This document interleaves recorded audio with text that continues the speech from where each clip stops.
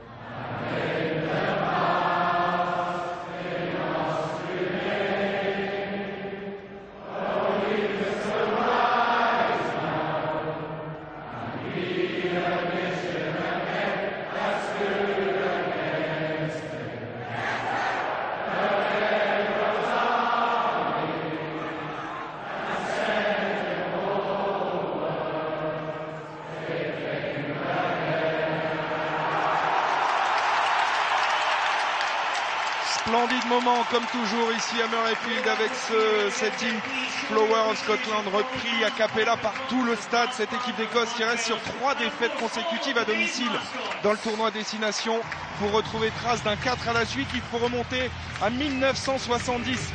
Voilà l'enjeu pour cette équipe d'Écosse cet après-midi, gagner absolument.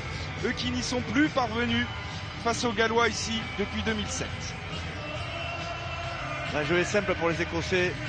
En ce début de tournoi, il faut gagner pour se donner de l'espoir, pour se donner de la confiance et retrouver l'estime des supporters qui sont venus nombreux aujourd'hui. Le stade est plein à craquer.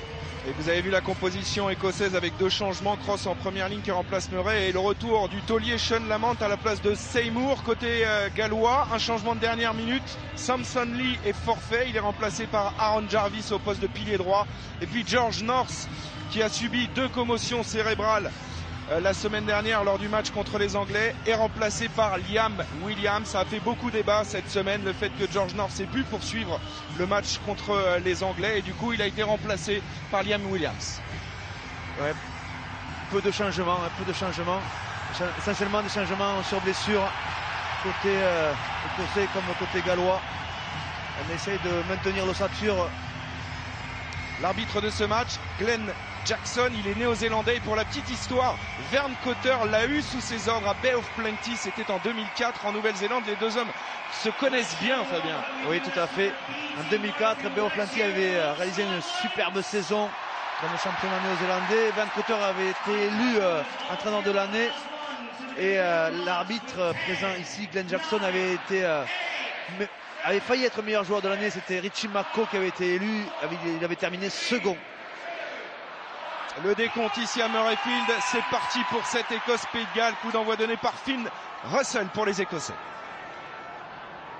Ballon capté par Jonathan Davis, le joueur de Clermont. Ballon bien contrôlé. Intervention de monsieur Jackson justement qui pénalise les Écossais. Les Écossais qui ont choisi de taper un renvoi long pour mettre de la pression à la réception, mais c'est un Écossais qui a fait une faute dans la zone plaqueur-plaqué, dans la zone de ruck, resté au sol. Et ce qui va permettre aux Gallois de sortir très rapidement de leur camp. Avec un bon jeu au pied de Dan Biggar qui trouve une touche dans le camp écossais.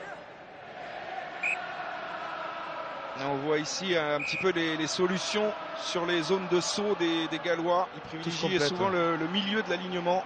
Tout se complète, déviation directe, les Gallois annoncent la couleur. On va lancer le jeu au milieu de terrain avec la puissante paire de centre galloise. Avec Jamie Roberts qui avait créé un point de fixation. Et là on retrouve Jonathan Davis en bout de ligne. Un bon contest. Un bon contest. Ah ouais, superbe contest écossais. Alex Dunbar, le 3/4 centre écossais qui récupère ce ballon. Le joueur de Glasgow. Qui s'est engagé dans la défense et qui s'engageant a perdu ses soutiens. Les Gallois autour de lui n'ont pas réagi assez vite. Et Alex Dunbar a pu se mettre sur le ballon et a contesté pour pénaliser Jonathan Davis qui n'a pas relâché ce ballon alors qu'il était au sol. Et Jonathan Davis qui n'a plus marqué, vous l'avez vu, depuis 13 rencontres avec le Pays de Galles. Un joueur un petit peu sur la pente descendante, y compris avec Clermont où il n'a pas encore réussi tout à fait à s'imposer. Au contraire de Jamie Roberts qui est revenu en forme avant ce tournoi à destination, notamment lors d'un match de Coupe d'Europe à Northampton où il avait été monstrueux avec le Racing. Paire de centre très puissante côté galloise. En face côté écossais, c'est plutôt rapide, plutôt technique, dans un autre registre. Lancé fort et une prise de balle impeccable dans cet alignement point par fort, Johnny point fort des Écossais le week-end dernier à Paris. La touche avec un alignement très aérien. Laidlaw qui a servi Tim Visser à son ailier. Cross maintenant, le pilier droit à la percussion et les Écossais en possession de ce ballon. Laidlaw avec Johnny Beattie. Bien stoppé par Lydiat. Et monsieur Jackson qui va pénaliser les Écossais une nouvelle fois. Ça fait beaucoup. 2 pénalités ou 3 même. 3 pénalités sifflées par Jackson en 2 minutes 37. 2 pour les Gallois, 1 pour les Écossais. Et toujours sur les mêmes zones de jeu, dans les zones de ruck, sur les zones de contest. C'est Johnny Beattie qui n'a pas relâché le ballon au sol. Et c'est Gethin Jenkins qui a gratté ce ballon, lui qui fait son 50e match dans le tournoi cet après-midi. Et le superbe plaquage de Lydiat qui techniquement est resté dans le camp écossais, ce qui a empêché les soutiens de venir plus rapidement sur Johnny Beattie et isolé. Lancé Ibart, Talon Jones n'a pas contrôlé ce ballon. Cowan pour Russell et les Écossais qui vont être de retour dans le camp gallois avec un long jeu au pied, pas forcément bien tapé parce que ça va sortir des limites du terrain et on va revenir à l'endroit. Parce qu'il avait un superbe ballon à négocier. Russell qui a d'ailleurs réussi son match à Paris. L'alignement écossais avait subtilisé le ballon aux Gallois. Et derrière, il aurait pu faire mieux dans l'utilisation. Il y avait des 3/4 qui étaient disponibles à son extérieur. Les Gallois étaient en position d'attaque, donc n'avaient pas réagi encore pour se repositionner et pour défendre sur ses attaquants. Très jeune, demi d'ouverture, hein, rappelons-le, 22 ans, 7e sélection cet après-midi et 2e titularisation d'affilée dans le tournoi destination. Il avait été convaincant effectivement contre l'équipe de France. Il avait fait un gros match, sûrement son meilleur match au niveau international, malgré sa jeunesse. Première mêlée à l'avantage des Gallois, introduction Webb, gros effort écossais. Les Gallois qui avaient été bousculés par les Anglais et qui ont été pris sur l'impact par les Écossais. Heureusement le ballon a été éjecté rapidement et les Gallois ont pu lancer leur première offensive avec une prise de milieu de terrain à nouveau. De la paire de centre galloise. Oui, et là la bonne percée d'Ibard, le talonneur. Webb dans le renversement et qui préfère la jouer seul, stoppé sur la ligne des 22 mètres de cette équipe d'Écosse. Le relais de Lydiat. Warburton, le capitaine, dans l'axe. C'est une série de jeux à une passe. Gallois très physique. Avantage en cours. Webb, il va peut-être tenter le coup quand même. Le coup gagnant, Chandelle. La chandelle. Ouais, mais il y a une obstruction à la réception. De toute façon, on va revenir à une pénalité pour le Pays de Galles. Et les Écossais qui ont subi dans ce jeu gallois tout en puissance avec la prise du milieu de terrain de la paire de centre derrière du jeu à une passe, avec les avants qui sont venus se déplacer autour des zones de ruck et qui ont pris régulièrement la ligne d'avantage. Et les Écossais, une fois de plus, dans la zone plaqué, sont mis à la faute. C'est Cowan. Hein. Voilà, Cowan qui est tombé dans le cas adverse et qui a empêché la libération du ballon. Joueur d'origine néo-zélandaise qui lui aussi avait fait une belle partie contre l'équipe de France. Il a notamment réussi à arracher plusieurs ballons dans cette partie. Les premières opportunités pour Lee Halfpenny, le buteur de cette équipe galloise, joueur de Toulon, qui a un pourcentage de réussite toujours impressionnant hein, avec cette équipe galloise. Il frôle les 90% de réussite. Ah ouais. Précis, l'arrière toulonnais.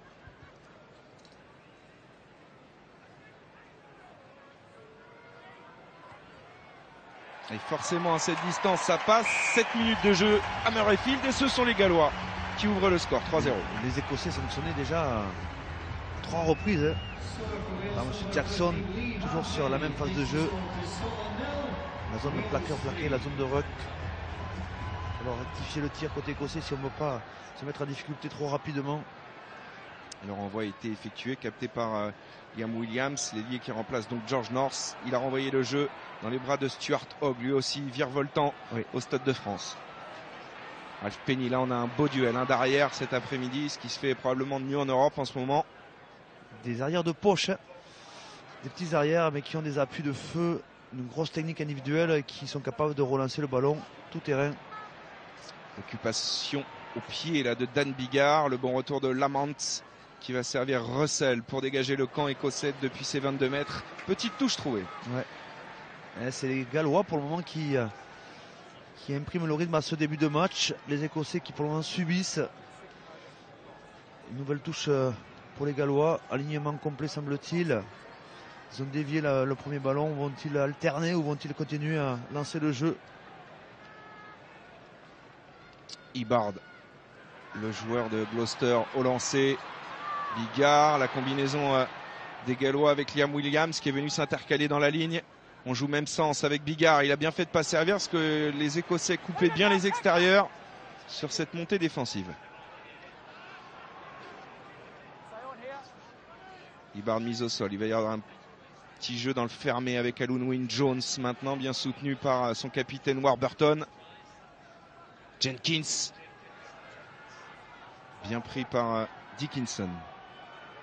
Biggar qui croise encore une fois avec Roberts, arrivé lancé, stoppé par Gray. Et ils enchaînent bien pour l'instant les Gallois avec Cuthbert maintenant.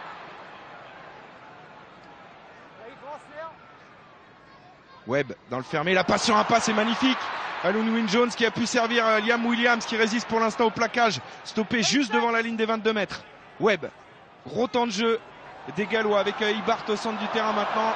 Et ça, cette passe, ça va annihiler complètement l'avancée. Grosse séquence des Gallois, bien rythmée avec une animation offensive millimétrée autour de Webb.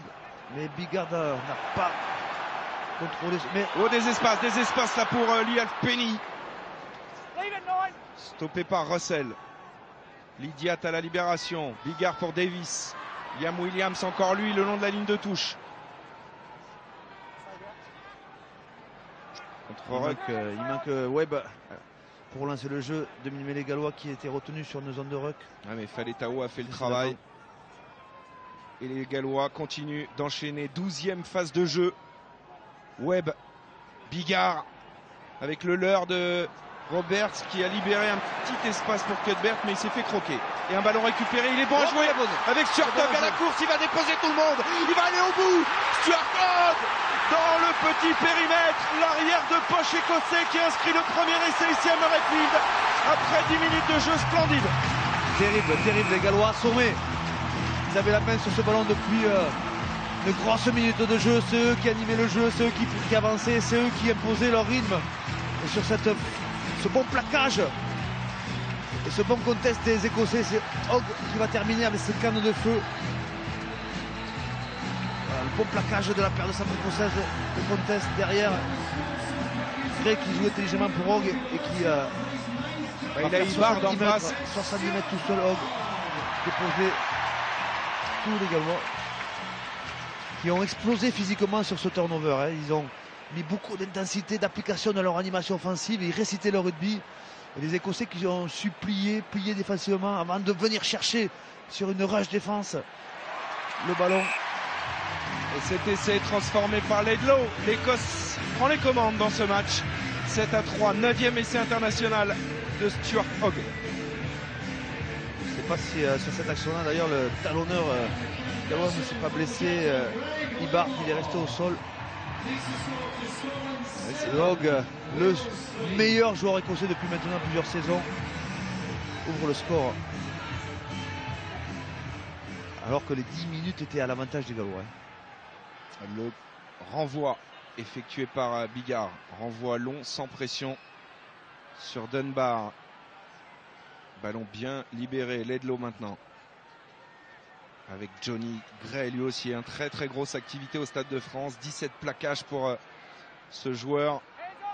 Grosse activité. Un joueur plus léger que son frère. Il se déplace énormément dans le jeu. Et les Écossais qui n'hésitent pas à relancer avec Lamont un petit peu là sur le reculoir face à Liam Williams. Dunbar est resté au sol. Alerte pour le centre écossais. Gros tampon sur sa passe croisée. Dickinson, le pilier gauche qui libère proprement ce ballon. Joue au pied annoncé, joue au pied haut de Laidlaw. Un peu trop long, attention de ne pas s'exploser à la relance galloise qui a pris la largeur. Les trois quarts ont pris la largeur. Oui, mais très bonne défense de Visser là sur Cuthbert. Webb chassé maintenant par Rob Harley. Les Écossais sont pas mal sur les zones d'affrontement en direct, sur la ligne de front, ils sont présents. Ils ont rectifié le tir. Hein. Ils ont été sifflés à plusieurs reprises. Ils se sont bien adaptés à l'arbitrage de M. Jackson et ça fait 2 fois qu'ils mettent en difficulté les porteurs de balle gallois qui ont la main sur le ballon mais qui sont en difficulté une fois de plus après plusieurs temps de jeu. Alors évidemment on surveille avec attention ce joueur Alex Dunbar, 13e sélection, joueur de Glasgow. Important hein, dans le système de Van Cotter. Qui va pouvoir reprendre sa place et en attendant Finn Russell a trouvé une touche dans les 22 mètres du Pays de Galles et l'Écosse va avoir une belle munition là, un beau lancement de jeu à suivre. La première munition, hein, la deuxième touche intéressante. La première il l'avait portée. La deuxième touche, alignement complet annoncé, réduit à 6 avec un joueur en avant relayeur. Regardez la possession, 75% pratiquement de possession de balle pour les Gallois et pourtant ils sont menés au score. Oh la combinaison. C'est bien fait. Superbe combinaison pour retrouver Rosford le talonneur. Ils ne sont qu'à 6-7 mètres de la ligne. Les Écossais avec Johnny Gray maintenant qui résiste à un premier plaquage. Laidlaw malheureusement qui commande en avant. Qui n'a pas contrôlé ce ballon. C'est son job. Laidlaw demi-mêlée après la belle initiative de Gray qui avait permis à son équipe d'avancer sur un jeu auprès. Et ils ont décidé de jouer intelligemment les touches après avoir fait un maul. Ils ont ce coup-ci fait semblant de faire un maul et jouer le fermé. Inventif les Écossais. Voilà. Simule le maul et derrière on va jouer sur un petit jeu de passe dans le couloir qui leur a permis de bien avancer. D'abord par Ford et ensuite par Gray. Mêlée, les Écossais ont été dominateurs sur la première mêlée avec l'introduction galloise. Ouais, ben là ils sont sous pression les Gallois à 5 mètres de leur ligne. Mêlée qui s'écroule et monsieur Jackson qui va pénaliser les Écossais. Il me semble qu'il pénalise le pilier droit écossais qui semble avoir plongé à l'impact. Et Dan Bigard va pouvoir dégager le camp du Pays de Galles. Les Écossais viennent de gâcher une bonne munition alors qu'on va revoir la bonne défense écossaise sur cette animation galloise. Les centres ne se font pas fixer, ils lisent bien l'appel en course négative du 3/4 centre gallois. Il le laisse, il abandonne il laisse Jamie Roberts pour venir se focaliser sur l'ailier qui était venu dans le dos, Alex Cuthbert. Une nouvelle touche gagnée par les Écossais. Ouais, une fois de plus, confirme la qualité de leur alignement. Laidlaw dans le sens pour Russell qui attaque la ligne, qui passe les bras maintenant pour Dunbar. Il y avait un coup gagnant sur les extérieurs, la passe a été mal assurée. Dommage. Dunbar qui aurait peut-être pu garder ce ballon, il y avait du monde entre lui et son ailier aux extérieurs. Ça fait deux belles munitions que les Écossais lâchent près des lignes. Et Fabien, il va encore casser la ligne. Cette attitude de Russell qu'on avait déjà vu contre l'équipe de France, il n'hésite pas à aller attaquer la ligne d'avantage. Et derrière, quand il peut passer les bras, il y a des coups à jouer parce que Vern Cotter nous le disait, il a de redoutables finisseurs sur les ailes. Ouais. Et Dunbar qui répond très très bien à ce qu'a fait Russell. La qualité souvent d'un premier centre, c'est d'être solidaire de son demi d'ouverture, de lui proposer rapidement une solution. Il l'a fait. Et là, il a voulu peut-être servir trop vite, un peu trop altruiste son trois quarts centre Bennett. Il y avait dans la défense à ce moment-là un Gallois, Cuthbert, qui était venu en repli. Il gâche les occasions, les Écossais se créent une fois de plus des opportunités. Comme au Stade de France, ils avaient cassé la défense plusieurs fois. Là, ils l'ont fait déjà à 2 reprises en un peu plus d'un quart d'heure. Intéressant, ce joueur Russell qui se révèle au haut niveau. Bien accompagné, je le répète, par ses centres. Dunbar et Bennett qui sont très solidaires de ces initiatives et qui répondent rapidement à ses choix. Et les Écossais gardent la possession du ballon avec ce lancer de Ross Ford, prise de balle Richie Gray. C'est nickel les toucher. Côté écossais, ça monte bien. Les Gallois ne répondent même pas. Et ça progresse. Troisième ballon porté suite à une touche, mais chaque fois avec un petit lancement prévu derrière. Laidlaw qui se cite encore Dunbar, stoppé sèchement là par Jamie Roberts, mais il a conservé le ballon. Ford à nouveau. Jenkins bien déblayé et les poursuivent cette attaque. Avantage en cours. Vous avez vu le bras tendu de Monsieur Jackson. Richie Gray en attendant a été sollicité. Laidlaw dans le renversement, il y a peut-être un coup, il joue par-dessus dans les airs et il n'a pas pu contrôler ce ballon malheureusement. Rob Harley, on va revenir à une pénalité pour l'Écosse. Il a joué par-dessus parce qu'il savait qu'il avait l'avantage, il ne voulait pas le perdre, donc il a cherché le coup gagnant rapidement en mettant le ballon en l'air. Au cas où c'était Harley, c'était saisi du ballon, c'était un essai assuré. Et les Écossais qui jouent bien là, qui ont bien repris le contrôle du match depuis cet essai qui a assommé les Gallois. On les a rarement vus à leur avantage depuis quelques saisons face à ces mêmes Gallois. Oui. Ils ont l'air bien dans leur tête, bien dans leur rugby. Pénalité à suivre pour Laidlaw, vous l'avez vu, 3e meilleur réalisateur du rugby écossais. Loin derrière quand même un certain Chris Patterson qui est juste à notre gauche, Fabien Galtier. Ouais. Il est monté en tribune. Il est juste là, commande pour la BBC. Ancien joueur de rugby. Et ça passe sans problème pour Laidlaw. Et l'Écosse mène 10-3 désormais après 18 minutes de jeu. Laidlaw à la manœuvre, Laidlaw qui s'appuie sur les bonnes courses de ses joueurs. Et là, même si la défense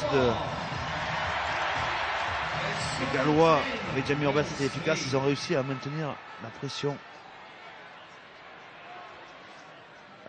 Johnny Gray me fait penser à son frère il y a 4-5 ans, lorsqu'il a découvert le Nation, la même activité, la même présence dans le jeu.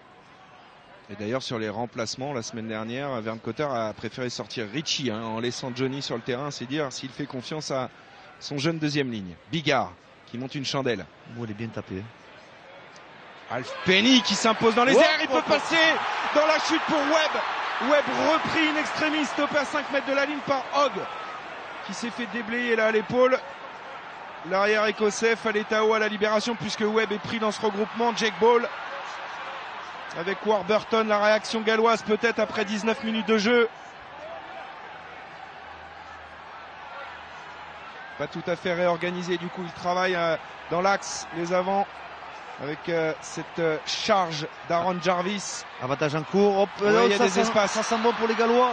Williams, il n'a pas pu sortir les bras, ballon gratté là peut-être par Harley, ça continue. Webb auprès. Faletau. Si le ballon sort rapidement pour les Gallois, il y a du surnombre de droite à gauche. Warburton, Ball, Bigard, et ballon pas contrôlé, on va revenir à la pénalité à l'avantage des Gallois. Moindre mal pour les Écossais qui ont été surpris par Alf Penny sur cette chandelle. Ils ont réussi à concéder seulement une pénalité parce que c'est vrai qu'il y a eu le feu dans la défense à hauteur de 5 mètres écossais pendant plusieurs secondes, plusieurs séquences de jeu. Et 5e pénalité déjà contre l'équipe d'Écosse. On le sait, hein, la discipline est clé au niveau international. On l'a bien vu avec l'équipe de France hier, pénalisée à 14 reprises à Dublin, ce qui a fait enrager Philippe Saint-André. Et les Écossais sont partis sur des bases élevées là aussi.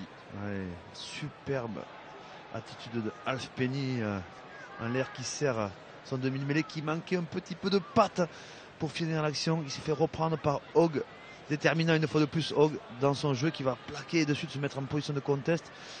Mais là ce serait peut-être une pénalité utile comme on dit, plutôt que prendre un essai. C'est des 3 points, c'est mieux qu'encaisser 7 points. Pénalité réussie par Lee Alf Penny. Le Pays de Galles revient à 4 points après 20 minutes de jeu. 10-6 pour l'Écosse. C'est un bon match de rugby. Hein. Ah, super. Bien enlevé avec des initiatives de part et d'autre, des joueurs qui se lâchent. Le renvoi effectué par Finn Russell. Il est long sur l'aile de Williams qui dégage le camp gallois et qui va trouver une excellente touche. Avec son pied droit. Liam Williams, joueur proté qui peut évoluer un peu partout hein, derrière. Bon, aujourd'hui, il remplace poste pour poste George North. On voit ici Warren Gatland derrière les vitres de sa loge. Warren Gatland qui évidemment était déçu par la prestation de ses joueurs la semaine dernière à Cardiff, qui attend beaucoup de ce match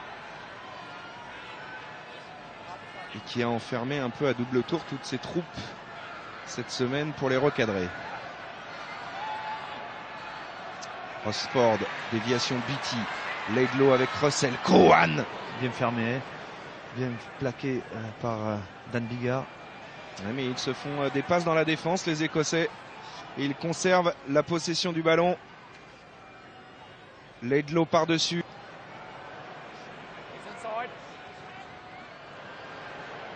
Et une touche trouvée par Lee Alf Penny. L'occasion pour moi de vous dire que vous pouvez jouer avec nous cet après-midi. Vous répondez à la question suivante. Quel est l'emblème de l'équipe d'Écosse? Il y a 2 chèques de 10 000 € à gagner pendant ce tournoi destination. Pour répondre à cette question, vous envoyez votre réponse par SMS au 7 21 21 ou par téléphone au 36 32. On a réduit la touche côté écossais. 4 joueurs à peine dans l'alignement. Il va y avoir un lancement derrière à suivre avec des avants un peu partout dans la ligne de 3 quarts. Et encore une déviation de Johnny Beatty. Laidlaw qui sert Dunbar, un petit peu comme on utilise Jamie Roberts côté gallois. On lance Dunbar dans la défense, créer des points de fixation. Laidlaw maintenant pour Richie Gray. Une séquence qui était préparée par les Écossais qui n'est pas terminée, à condition que le ballon sorte rapidement. Mais la défense galloise a gagné et donc on se débarrasse du ballon par le pied côté écossais. Glenn Williams qui acrobatiquement a annoncé un marque à la réception de ce ballon dans ses 22 mètres.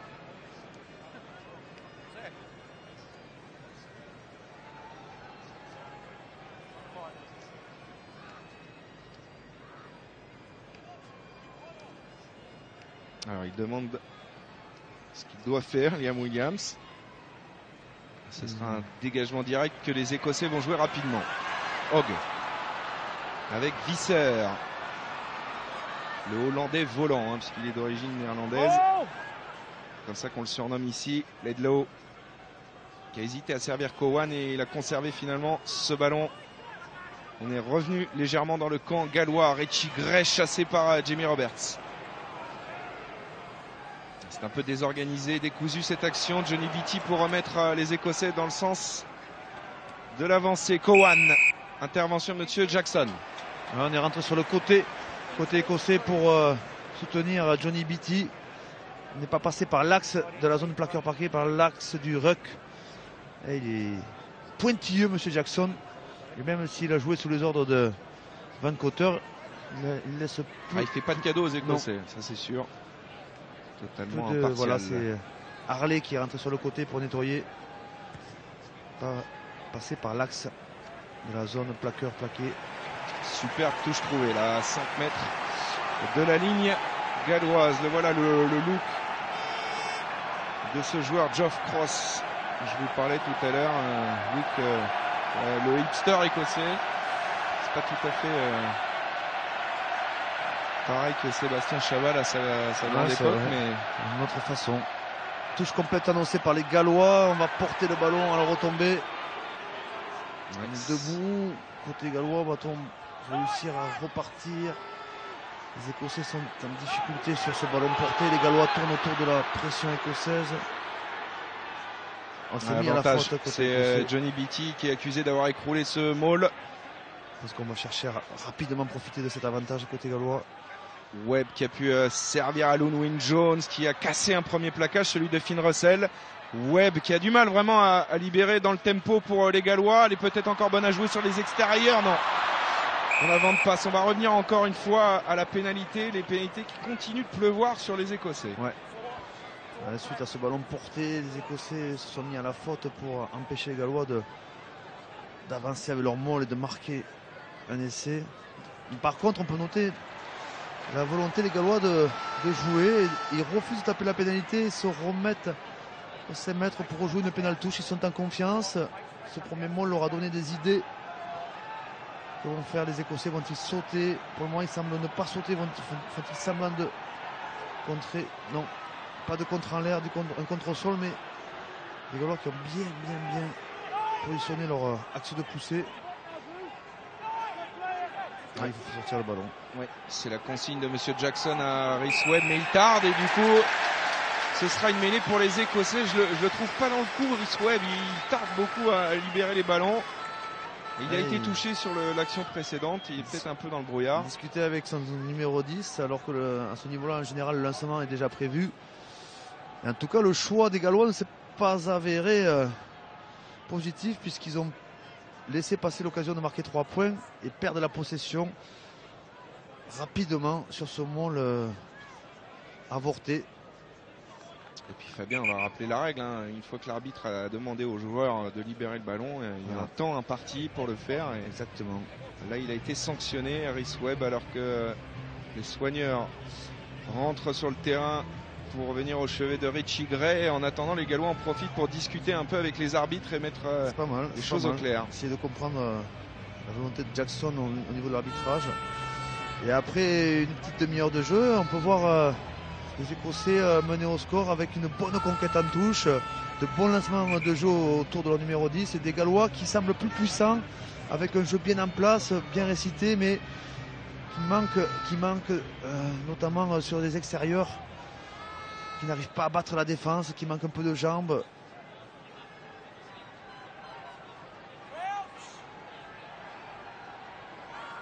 Allez, on revient à cette mêlée importante à négocier là pour les Écossais à 5 mètres de leur ligne. Introduction Laidlaw. Impact à l'initiative des Écossais. Ouais, et derrière, grosse poussée de l'axe gauche gallois, mais ils sont pénalisés par Monsieur Jackson qui les suspecte d'être poussés en travers volontairement. Semble-t-il. L'impact semblait écossais. Et ensuite, c'est vrai que sur la poussée, les Gallois ont dominé notamment le côté droit écossais par leur côté gauche, mais Jackson a vu une faute. Et Russell donne un petit peu d'air à ses coéquipiers, a trouvé une touche à hauteur des 40 mètres de cette équipe d'Écosse. La charnière qui discute beaucoup. Laidlaw qui est devenu capitaine, qui semble lui aussi s'affirmer comme un leader de jeu, comme un meneur d'hommes. Et puis il connaît les deux postes, hein, puisqu'il a évolué aussi à l'ouverture. Donc il a peut-être des conseils à donner à son jeune coéquipier. La conquête en touche des Écossais est limpide depuis le début de ce tournoi. Ouais, c'est d'avant moins puissant que, sûr que les Gallois ou que les Français, mais plus aérien. Allez, ils ont gagné à 5 mètres sur ce maul. Laidlaw, Chandelle. En profondeur dans l'axe. Ouais, mais Cuthbert s'impose face à Visser. Ballon de récupération à négocier là pour les Gallois. Bigard qui feinte le coup de pied avant de servir Roberts. Pas mal, ça, pas qui mal. Écarte rapidement sur Davis. Jeu au pied d'occupation dans l'axe. Stuart Hogg va dégager le camp écossais. On ne pourra pas la toucher. Non. Mais les bras de Alf Penny à la relance. L'arrière gallois qui sert maintenant Bigard. pris par Gray. Allez, Dunbar qui a essayé de gratter ce ballon. Laidlaw, attention. Et limite positionné sur le côté. On considérera que ce qu'il a fait en avant, M. Jackson. J'ai cru qu'il allait le sanctionner. Laidlaw qui fait sa 17e titularisation consécutive avec cette équipe d'Écosse. Vous le disiez, il a pris du galon, il est capitaine, il est installé véritablement maintenant à ce poste. C'est un joueur très important pour Vern Cotter. Alors on n'a pas eu de mêlée véritablement propre et vraiment disputée depuis le début. Beaucoup de pénalités.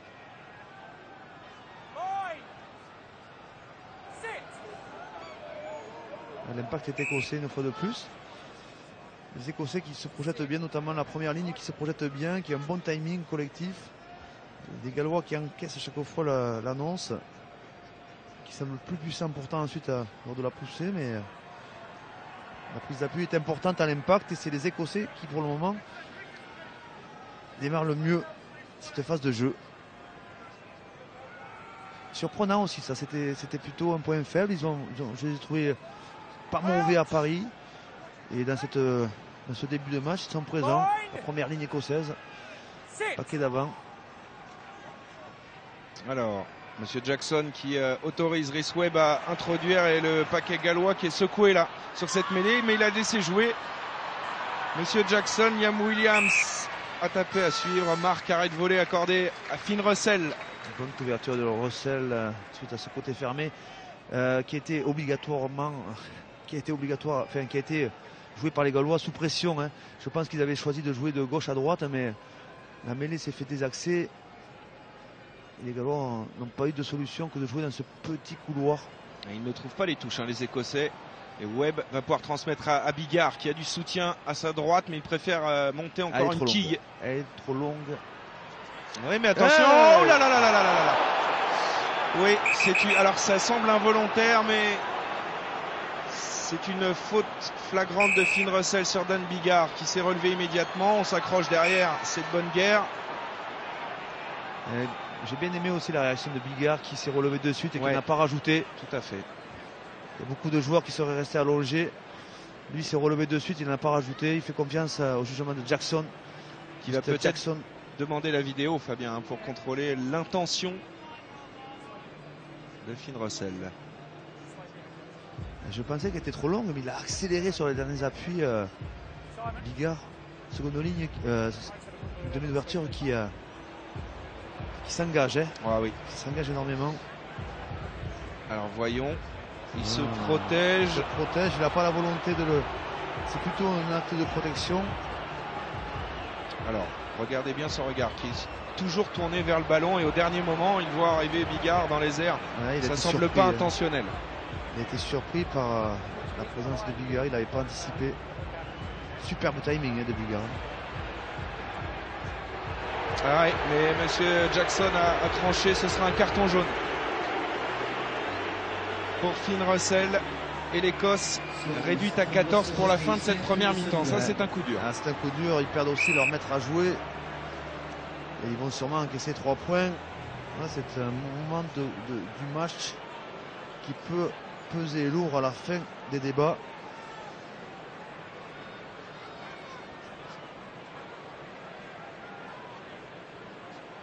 Il s'en veut forcément. Jeune demi d'ouverture réconforté par Jim Hamilton et Strokosch. Sur le banc, Alf Penny a l'occasion de ramener les Gallois à 1 point. Les Gallois qui derrière vont accentuer peut-être la pression pour finir fort cette première mi-temps. Exactement. Il va falloir côté écossais gérer cette fin de première mi-temps. C'est 10 minutes à 14. Ça passe sans problème pour Lee Alf Penny. Écosse 10. Pays de Galles 9 minutes encore à jouer dans ce premier acte après le carton jaune de Russell pour cette charge là en l'air sur Dan Bigard. C'est même Russell qui n'avait pas trouvé la touche sur son arrêt de volée. Exactement. Derrière, Cette faute, grands effets. D'ailleurs, Fabien, sur la qualité du jeu au pied de Finn Russell, coup de pied direct en début de match, 2 touches non trouvées, il est un petit peu en dessous de ce qu'il nous avait proposé la semaine dernière au Stade de France. Tout à fait. Renvoi de Hogg donc. Toujours sur Williams qui remonte les ballons. Côté gallois. Hibbard.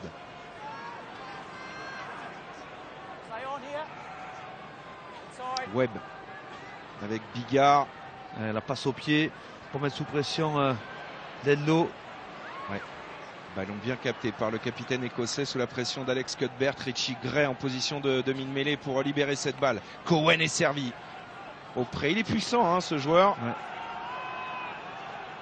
Ouais. Ledlow avec Visser maintenant. Le demi-tour contact et un plaquage haut là sur Visser. Ça continue de jouer. Et Cowan qui n'a pas pu contrôler cette balle. Les nouveaux turnovers à l'avantage des Gallois. Ouais, mais ça glisse bien en défense. Cuthbert stoppé sur la ligne médiane. Webb.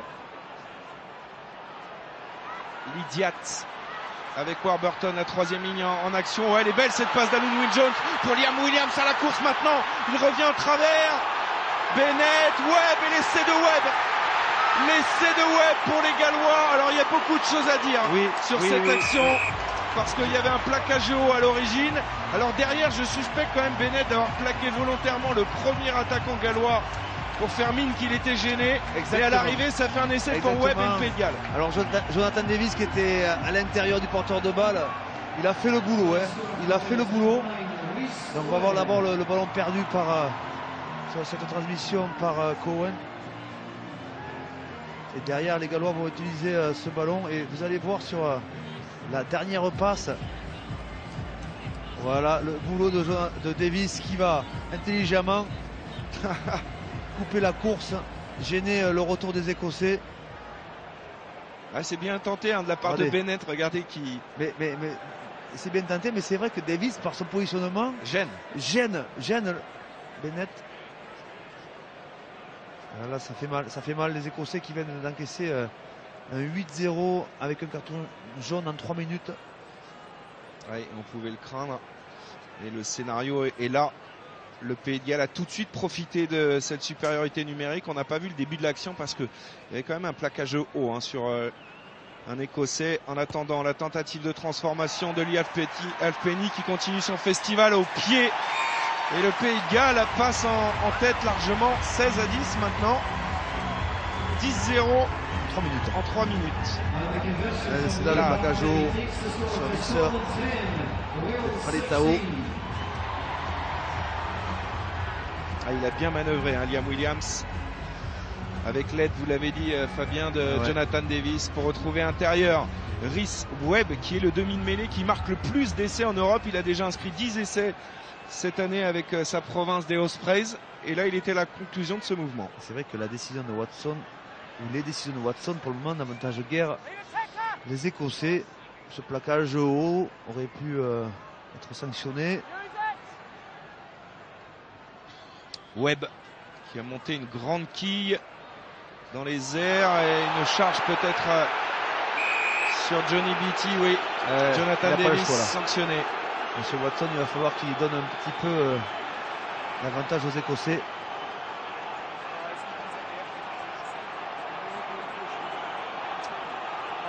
Petit conciliabule entre arbitres et Glenn Jackson va demander la vidéo.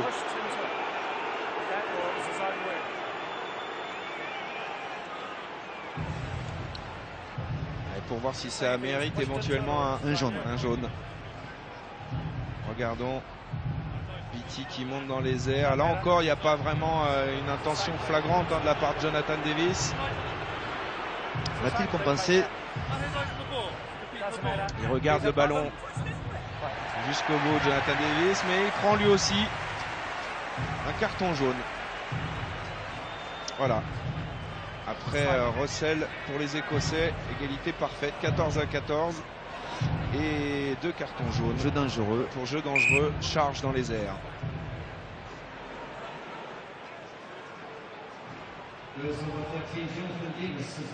Et les Écossais vont chercher la touche.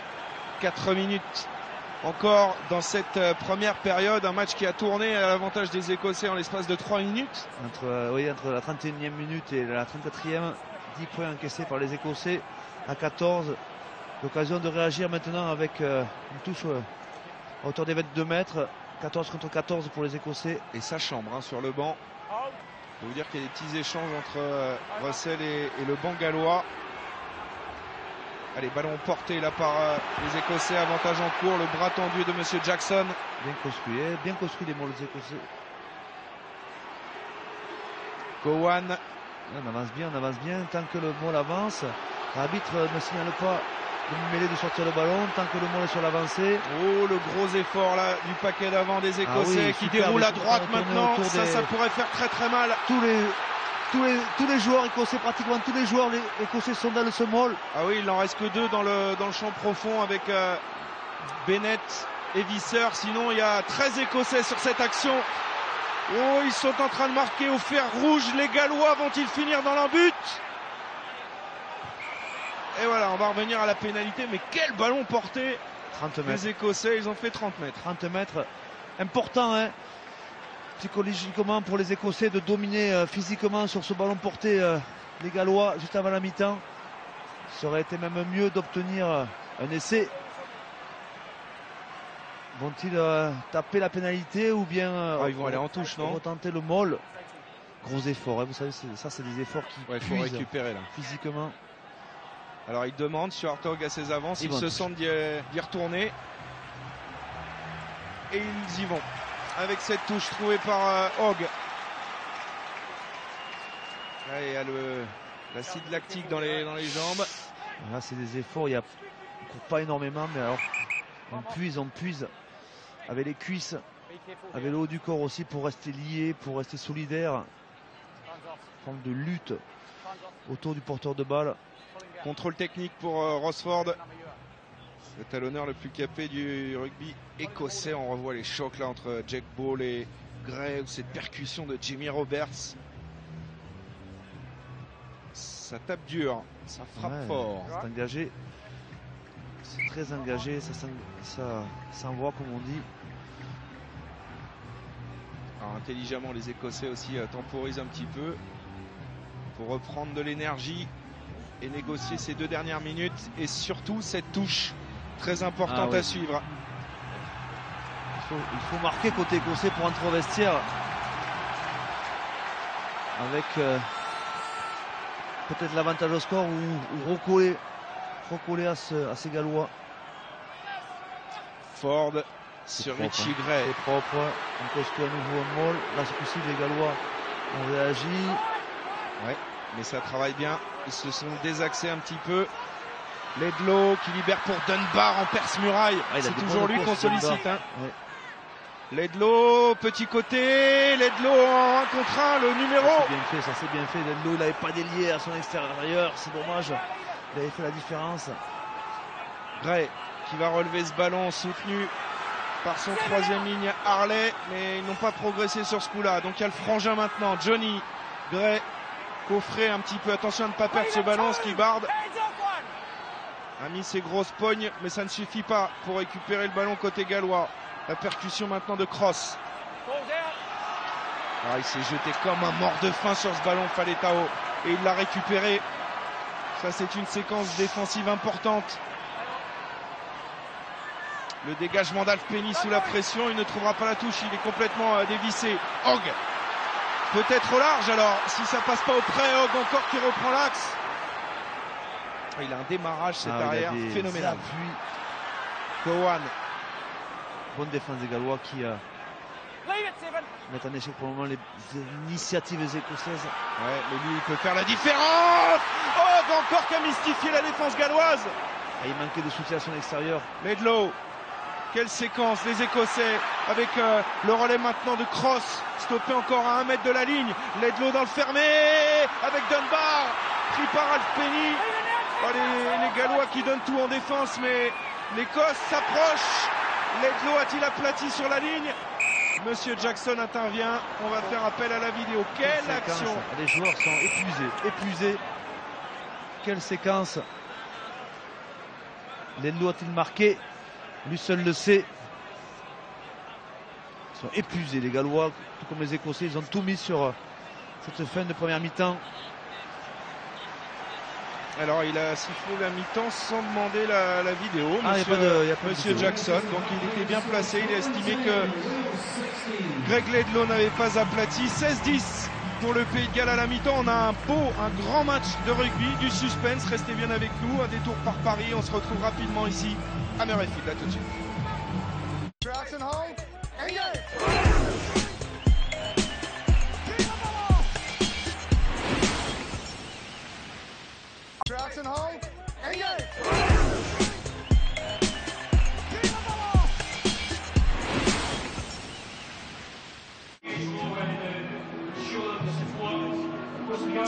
Retour ici à Murrayfield à la mi-temps, ce sont les Gallois qui sont en tête 16-10, un match palpitant avec du suspense à tous les étages. Avant que les joueurs reviennent sur la pelouse, on va vite faire un détour par Marcoussis où nous attend Céline Géraud pour un Stade 2 spécial. Salut Céline. Salut les garçons, évidemment Stade 2 spécial tournoi destination, on fera le point complet avec Raphaël Ibanez.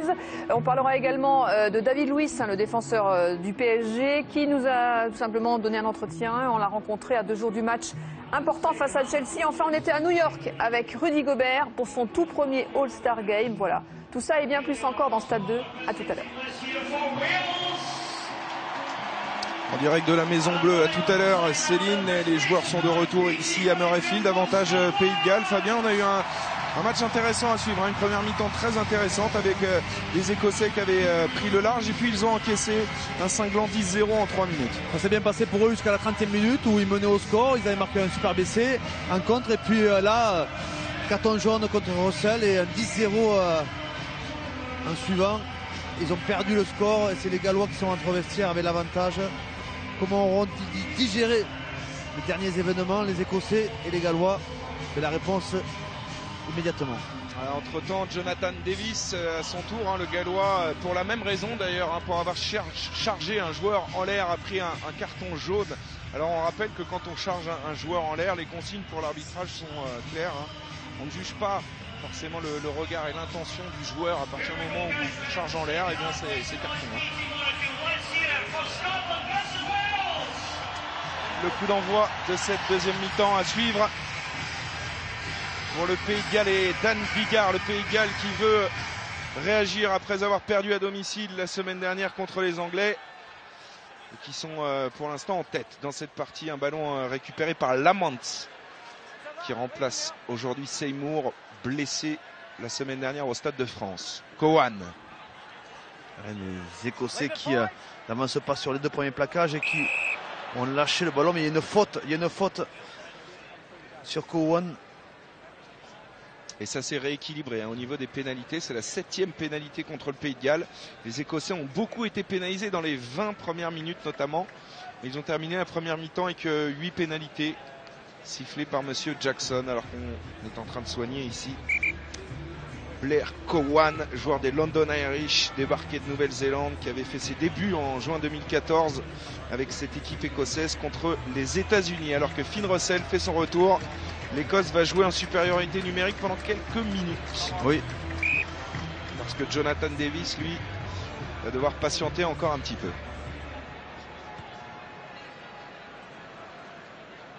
Belle touche trouvée par Hogg. Et les Écossais qui vont pouvoir remettre la main sur le ballon. Et Russell qui vient de reprendre son poste. Il est là à gauche, Vern Cotter, avec sa casquette qui était plutôt serein quand on l'a rencontré avant ce match. Là évidemment il a dû pousser une petite gueulante comme on dit dans le vestiaire parce que ce 10-0 encaissé en 3 minutes avant la pause contrarie ses plans forcément. Le premier ballon gagné mais difficilement par les Écossais, même si les Gallois semblaient avoir reconquis le ruck, mais c'est un en avant signalé. Un en avant au sol signalé par M. Jackson. Que l'on a perdu là dans les ordres. C'est bien qu'on nous le remette. Glenn Jackson qui discute avec Rosford, le talonneur écossais.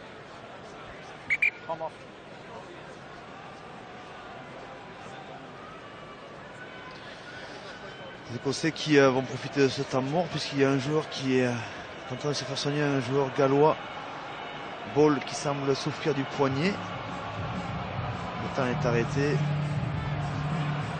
Jack Ball qui lui joue dans la province des Claneckley Scarlets. Il est né en Angleterre, hein, ce joueur qui avait débuté l'an dernier dans le tournoi contre l'Irlande.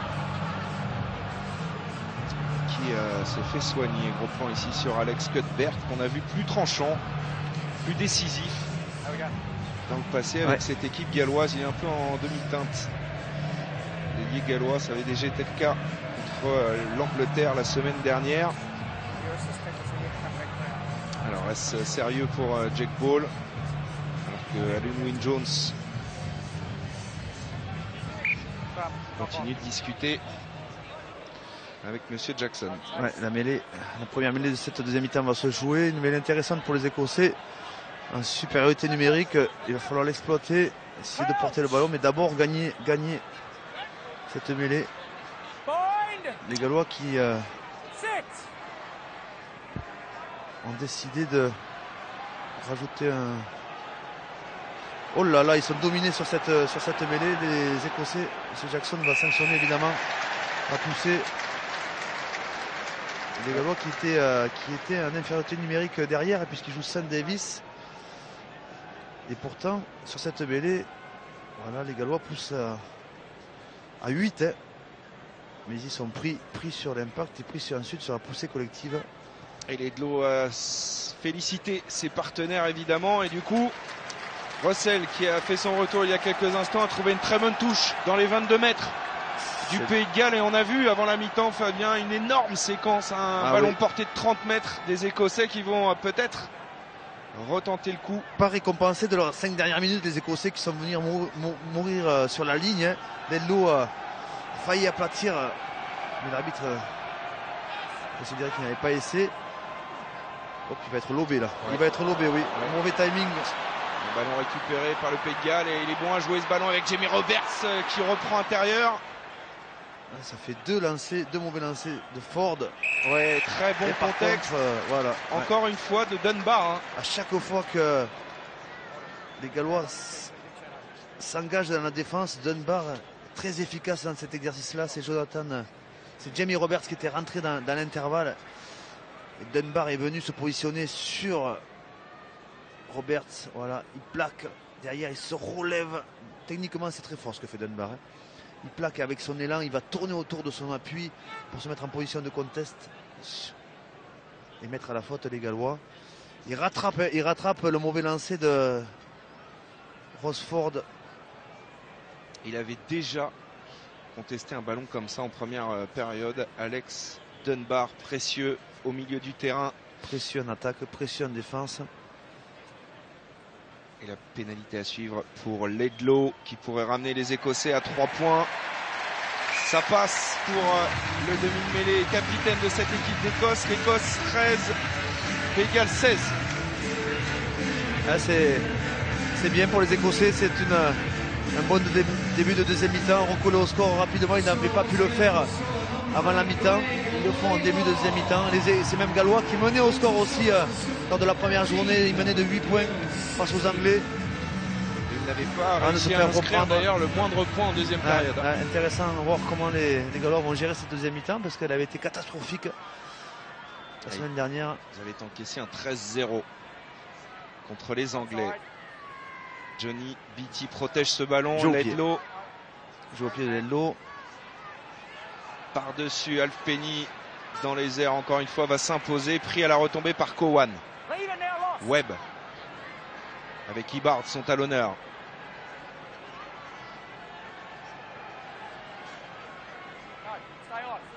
Je le trouve lent, moi, ce Webb. Est-ce le demi-mêlée ou est-ce l'animation offensive des Gallois qui semble pas en place? Qui semble pas en place ou volontairement Chandel, et ce ballon gagné sur Chandel. Jamie Roberts. Et Hogg est touché d'ailleurs. On va surveiller ça en attendant. Jack Ball percute. Sean Lamont se retourne pour présenter ce ballon. Lamont l'a ramené dans le camp écossais avec son pied. Et Monsieur Jackson va revenir à une mêlée avantage Galles. Est-ce que Stuart Hogg a repris sa place. Oui. Il était un peu sonné. Il s'est fait malmené par Robert cette chandelle, et ça fait 2 fois que les Gallois mettent en difficulté sur ce type de chandelle les Écossais. En première mi-temps, ça avait coûté cher à Russell. Et là, sur cette montée de Jamie Roberts, Hogg a souffert physiquement. C'est un frigo américain, Jamie Roberts. Et puis il y avait Liam Williams qui est pas petit non plus. Et il a pris les 2 sur le dos là sur cette action. On a vu que Jonathan Davis avait fait son retour. Hein. À nouveau à 15 les Gallois.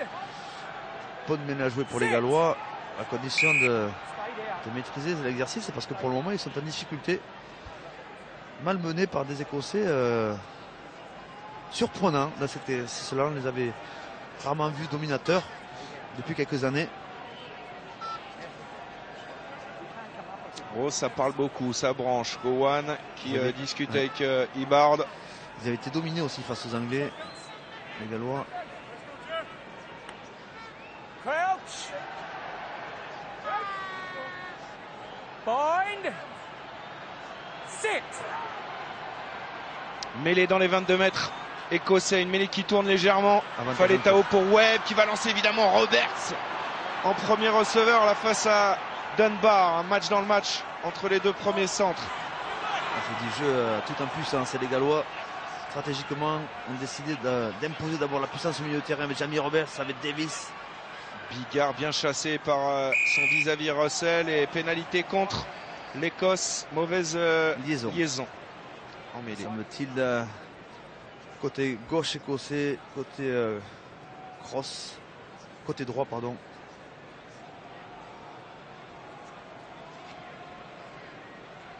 Et on va la taper. Les Gallois qui ont 3 points d'avance et qui veulent essayer de maintenir à distance les Écossais. Et le danger pour le moment côté gallois vient d'abord des airs et de ces ballons capturés dans le second rideau sur les chandelles qui sont bien précises. Le fameux kicking game dont vous nous le parliez plan hier de jeu au Irlande. pied. Il y a des plans aujourd'hui. Il y a un plan de jeu en attaque, il y a un plan de jeu en défense, il y a un plan de jeu au pied aussi dans la majorité des équipes. Très important de maîtriser la capacité à alterner.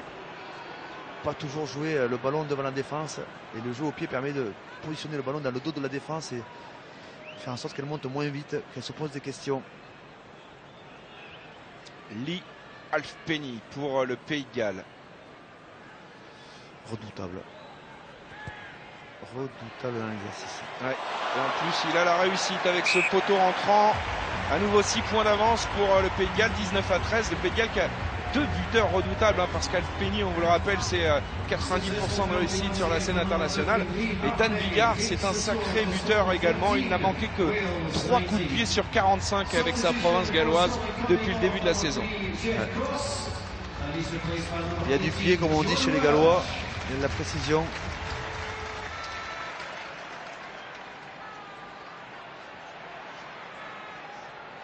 Il y a eu un changement côté gallois avec la sortie de Cross, remplacé par Welsh. Côté écossais.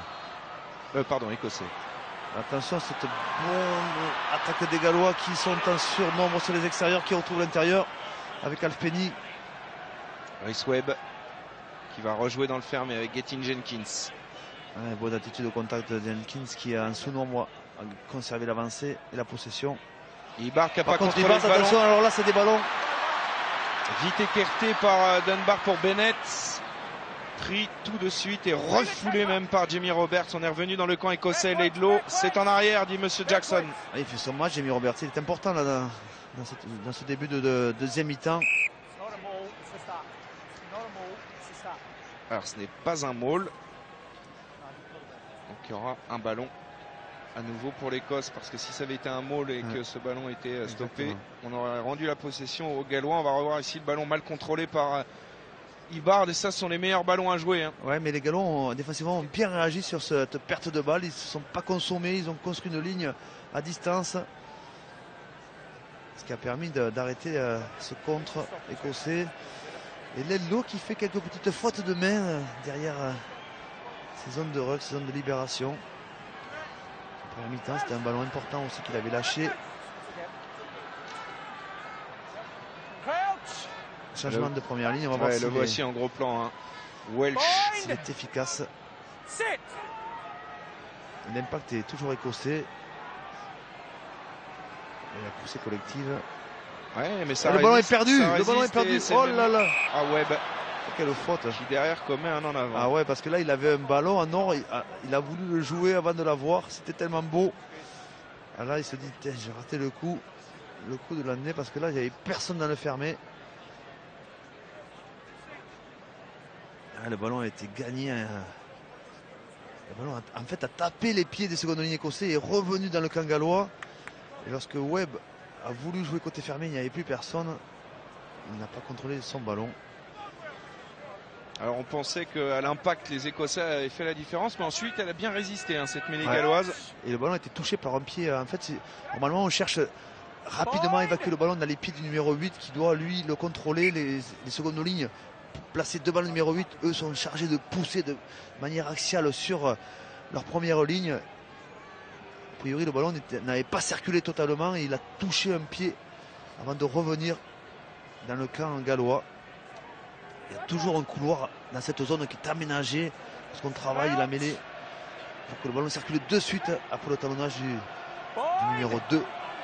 Et là vous êtes au cœur de l'action avec cette rêve cam que porte Monsieur Jackson sur le torse, mêlée écroulée, il va la laisser jouer. Il veut que ça joue, monsieur. Allez, Beattie, Laidlaw. Charge de Visser. Laidlaw. Russell qui a pu servir. Hogg. Attention. Ils sont sur leurs appuis les Gallois. Il a quand même conservé la balle. Johnny Gray. Pas de déséquilibre pour le moment. Ah, ça c'est un classique. Il le fait au Stade de France, bien fermé par la défense galloise. Hein. Plaquage haut. Découpé par l'Idiot. Il n'avait pas sifflé le même plaquage en première mi-temps. Hein. Et derrière, il y avait eu des effets terribles puisque les Gallois avaient marqué. Jack Ball, sanctionné par Monsieur Glenn Jackson. Ah, le plaquage sans ballon. Le plaquage sans ballon sur Johnny Beattie. Sans ballon sur Johnny Beattie alors que ils avaient refait le coup de Paris avec un changement. Et le premier porteur de balle en position numéro 10 était venu attaquer la ligne avec à l'intérieur du soutien, à l'extérieur du soutien. Et la défense galloise a bien fermé autour. Ouais, mais là c'était la balle de flipper et pénalité. On lui a dit tu prends tout ce qui vient. Avec ou sans ballon, il l'a fait. Allez, pénalité importante à 42 mètres des poteaux. Laidlaw. Elle est importante, ouais. Collé au score. Super, ça passe. Et l'Écosse revient à 3 points. Le chassé-croisé continue dans cette deuxième période. 55 minutes de jouer ici et suspense total. Match serré entre ces deux formations. Les déçus de la première journée qui courent après leur première victoire dans ce tournoi. Le renvoi effectué par Bigard. Très haut, qui a laissé le temps à ses coéquipiers de monter, mettre un peu de pression. Les Dunbar bien soutenu. Conserver ce ballon. Laidlaw qui joue au pied par-dessus. Penny qui est redoutable dans cet exercice-là. Ah, il a fait un sans faute dans les airs hein. Encore aujourd'hui Halfpenny. Jake Paul on le retrouve. S'engage hein. Ah où il était en planche. Oh là, Richie Gray s'est fait mal sur cette action. Ça a tapé fort. Hein. Bigard pour Alun Wynne-Jones, les deuxièmes lignes omniprésents. Hein. Côté gallois qu'on sollicite pour créer des points d'ancrage dans cette défense. C'est encore Jake Ball là, mise au sol. Webb qui regarde souvent l'arbitre. Hein. Jenkins. Et Richie Gray qui doit continuer cette action alors qu'il est touché. Il est touché au bras droit. Halfpenny bien repris par Lamont. Webb. Il en fait trop, il en rajoute Rhys Webb. Là c'est un peu lent, mais c'est le jeu des Gallois aussi tout en puissance. Et il a fait signe, petit jeu au pied, il avait bien décroché Finn Russell, parfaitement lu. Par Finn Russell. Je pense que Richie Gray va sortir. Hein. Il a été touché sur cette percussion de Ball. Ah, il demande à sortir. Ah ouais. Il n'y aura plus qu'une nuance de grès sur le terrain avec Johnny et c'est Hamilton qui va probablement le remplacer, joueur des Saracens. Voilà, sur ce choc-là. Un avant-bras qui a tapé Ball qui était lancé comme une poutre. Comme une poutre. Ah ouais, la poutre. Ça tapait fort. Hein. Et la rentrée d'Hamilton à la place de Richie Gray, l'occasion pour moi de vous donner la question de la deuxième mi-temps. Quel est l'emblème du Pays de Galles? Vous envoyez votre réponse par SMS au 7 21 21 ou par téléphone au 36 32. Je rappelle qu'il y a 2 chèques de 10 000 € à gagner dans ce tournoi. Il y aura un tirage au sort. Les 2 gagnants effectués en fin de tournoi le 21 mars prochain. Lee Halfpenny qui joue rapidement la touche. Ouais, il est bien tapé ce ballon. Il a un petit peu surpris. Ouais, pas très bien placé. Johnny Beattie, il aurait dû reculer pour le prendre de volée. Et la réponse derrière de Stuart Hogg qui a de la longueur. Il a de la longueur, mais les Gallois sont en place. Il va y avoir un jeu au pied haut. Il y a un duel. Ouh, il était à la limite de se faire contrer. Liam Williams dans les airs. Il y a Bigard qui a l'avantage de taille face à Leglo. Et il est bon sur les ballons en l'air, Bigard. Hein. Ça fait 2 fois qu'il met en difficulté le 3e rideau écossais. Webb avec Williams qui a servi de l'heure sur cette attaque galloise. Halfpenny en bout de ligne, repris par Lamont. Webb, le renversement avec Williams en position d'ouvreur. Le sentiment que les Gallois sont plus puissants, portent le ballon. C'est vrai qu'ils jouent beaucoup à une passe, s'appuient sur des joueurs costauds. Ouais, à l'image d'Halloween Jones qui a pu transmettre à Faletao maintenant. On est reparti un peu sur les mêmes bases qu'en première période. Hein. C'est sur ce genre d'action qu'ils avaient pris un essai en contre par Stuart Hogg. Ils imposent de longues séquences les Gallois pour l'instant, mais ils ne franchissent pas véritablement la défense écossaise. Jonathan Davis qui repique intérieur, pris par Hamilton. La passe au contact pour Warburton, le capitaine qui progresse. Tout en puissance les Gallois. Halloween Jones stoppé et encore regardez Dunbar. Toujours lui qui essaye de gratter les ballons côté écossais. Cette fois-ci ça n'a pas fonctionné. Bigard avec Davis maintenant. Il a Faletao sur sa gauche. Il porte le ballon, le centre clermontois. Bigard, Halfpenny sur un pas, c'est magnifique. Liam Williams qui revient. Il gagne du terrain. Il trouve des petits décalages sur les extérieurs. Il gagne du terrain. Ouais, mais il y a un super contre-rock là des Écossais. Ah non. Monsieur Glenn Jackson considère qu'ils sont rentrés peut-être sur le côté. Ou un talonnage à la main. Semble être un talonnage à la main plutôt. À la faute, sous pression, les Écossais qui ont subi une grosse séquence des Gallois. Beaucoup de jeux à une passe. Hein. Les Gallois qui ont décidé tactiquement de venir chercher très haut les Écossais. Sortie de Richard Hibbard. Et notre ami Fabrice Landreau qui a fait médecine en première année. Oui, parce qu'il nous dit qu'il y a peut-être une rupture du biceps droit pour Richie Gray. On va attendre un bilan médical. Hein, plutôt. On fait confiance à Fabrice, mais on va attendre un petit peu. Ouais.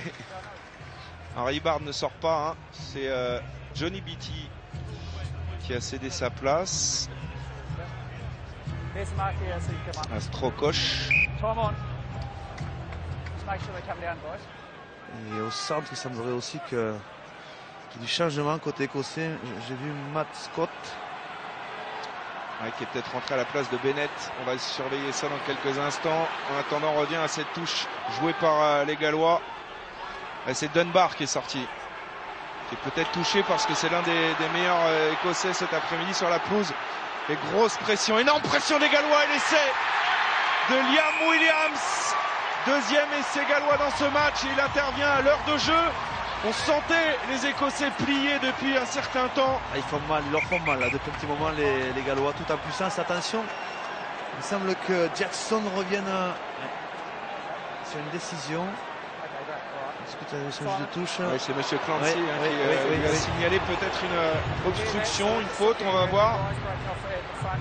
En attendant, c'est vrai que cette impression de puissance se confirme. À l'heure de jeu, les Gallois qui font mal aux Écossais, mal physiquement. Vous avez vu les sorties de Gray. Alors on va voir ce ralenti sur ce maul.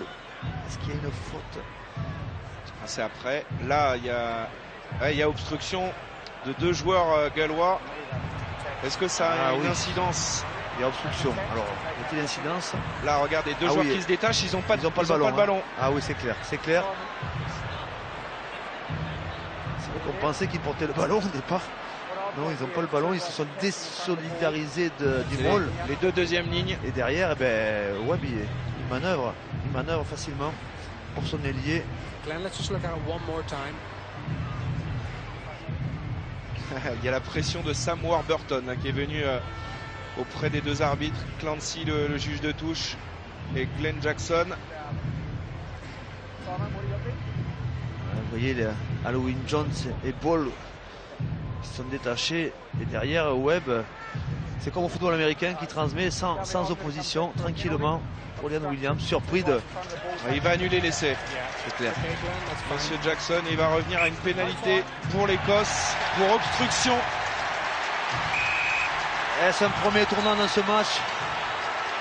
Tant les Gallois semblaient supérieurs physiquement à la 60e, cet essai refusé va peut-être donner l'occasion aux Écossais de se reprendre. En tout cas, ça redonne de l'espoir au public ici. À Murrayfield, Warren Gatland, lui, est furax. Et Russell va trouver une touche. Non, il ne la trouve pas encore. Hein. Il a du mal aujourd'hui. Ils enchaînent les Alpeni. Les erreurs des Écossais et se retrouvent à nouveau sous pression. C'est les Gallois qui remettent la main sur le ballon, qui se mettent à enchaîner. Webb à une passe pour Ibar qui a tout en puissance. Renversé Matt Scott qui a donc remplacé Dunbar. Halloween Jones, gros match du deuxième ligne gallois. Très présent, Rhys Webb avec Faletao.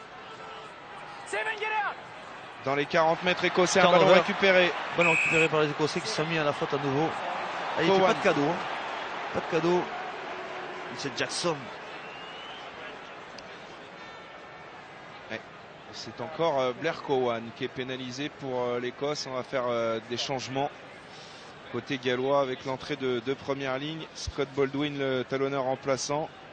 Scott Andrews, le pilier de Cardiff, va également faire son entrée, ainsi que Luke Charteris. Oui, on revient sur l'essai refusé et la faute de la paire de seconde ligne galloise qui va jouer devant le ballon et sans être lié. Vous voyez bien Harley qui est obligé de plaquer deux joueurs mais qui ne possèdent pas le ballon, et derrière Webb ça libère facilement, sans opposition, un espace, et le 2 contre 1 derrière était imparable, mais cet essai a été annulé par Monsieur Jackson. Ibard est sorti, Jake Ball également. En attendant, à la 60e minute, à l'heure de jeu, la fusion du match se dessine. Des Gallois qui s'appuient tactiquement et stratégiquement sur leur puissance, le jeu à une passe, la puissance du milieu de terrain, des centres, Jamie Roberts, Jonathan Davis, et des Écossais qui souffrent là depuis un petit moment de la comparaison, qui ont besoin de tenir le ballon un peu plus.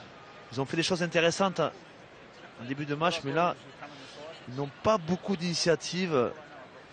Neil Jenkins qui apporte le tee à Lee Halfpenny. Il est un peu chargé, Jenkins, avec le temps, mais il est il vieillit. Il est là auprès de ses Gallois et il conseille Lee Halfpenny à l'entraînement. Dan Bigard, c'était un redoutable buteur, lui aussi.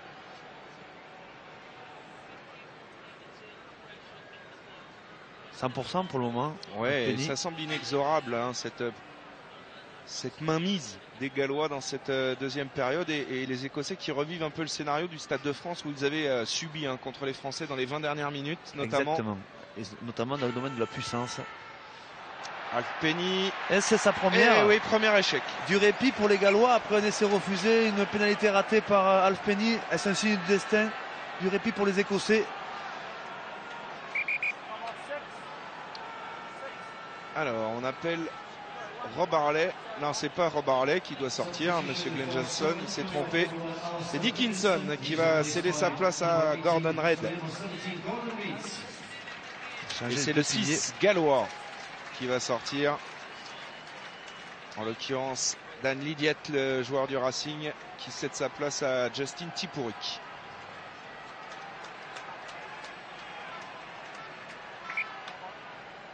Et le jeu qui va pouvoir reprendre. 18 minutes à jouer, 3 points d'écart seulement à l'avantage du Pays de Galles.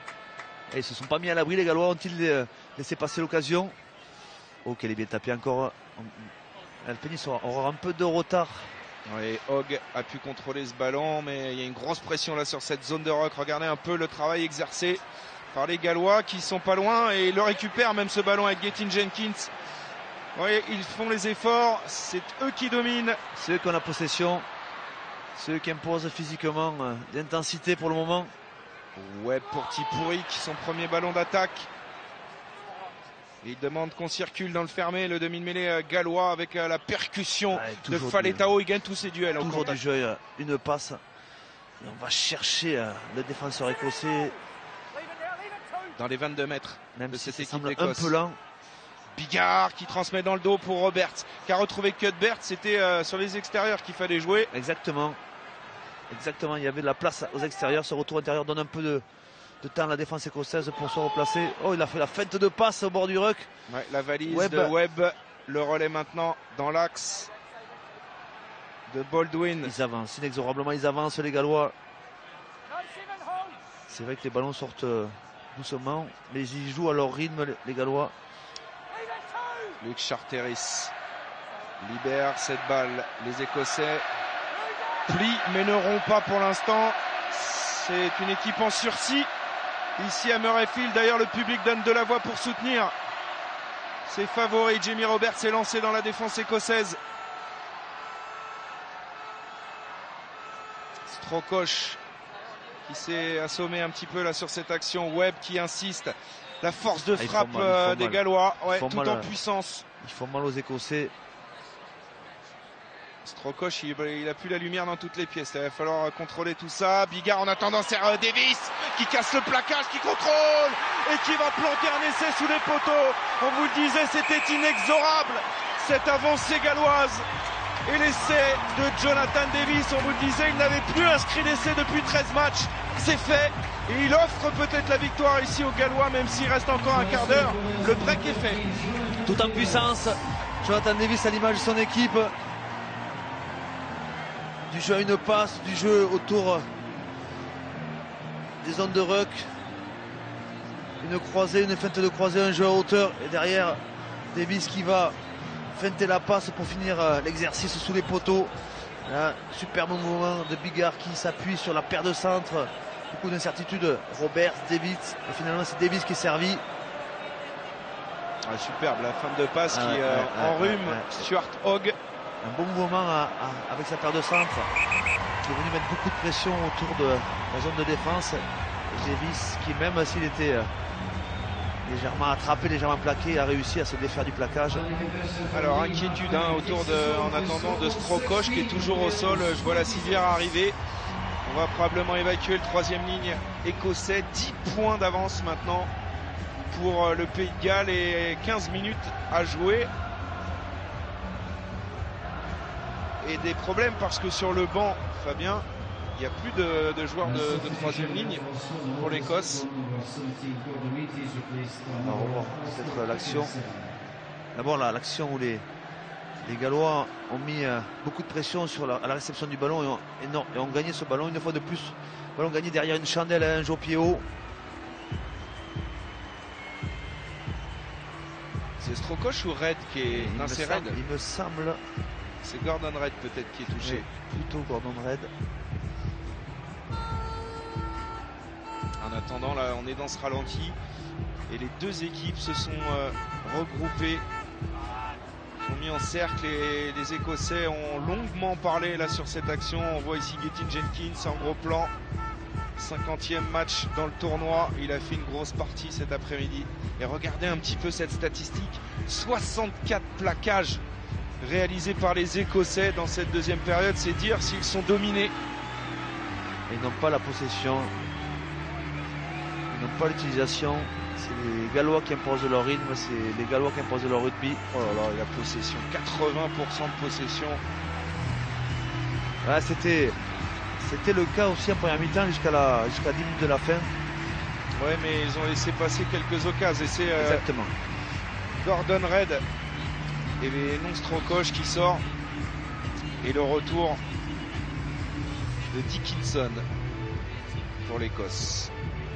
10 minutes, un quart d'heure, 10 points, un quart d'heure, Fabien, c'est possible pour les... C'est possible, bien sûr que c'est possible, mais au vu de, pour le moment, de la démonstration de puissance physique au tête contre tête, hein. L'impact... Hein. Wow. Ouais. Il n'a plus la lumière à tous les étages. Et une commotion de plus, il y en a beaucoup depuis le début du tournoi.